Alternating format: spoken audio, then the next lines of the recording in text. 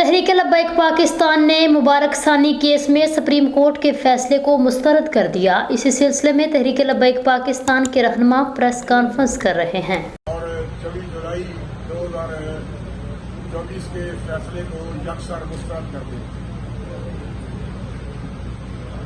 تحریک لبیک پاکستان کے ساتھ تو خیر پہلے بھی زہر ملا گیا ہے اور اب بھی اسی کو دہرایا گیا ہے، اور یہ فیصلہ آئین، قانون اور شریعت کے ساتھ متصادم ہے اور تضادات کا مجموعہ ہے۔ علاوہ بھی یہ فیصلہ وطن عزیز کے امن و امان کے لیے سنگین خطرے کا باعث ہے اور افراتفری کا باعث ہے۔ تفصیلی لائحہ عمل مذہبی قیادتوں کے ساتھ مشاورت کے بعد اور وکلاء کے ساتھ مشاورت کے بعد انشاءاللہ پوری قوم کے سامنے آ جائے گا۔ یہ مسئلہ صرف تحریک لبیک پاکستان کا ہی نہیں، پاکستان میں نہیں پوری دنیا میں بسنے والے ہر کلمہ پڑھنے والے کا مسئلہ ہے، اور ہمارا دنیا میں آنا، جینا، مرنا ہی ناموس رسالت، ختم نبوت اور اسلام اور دین کی سربلندی کے لیے۔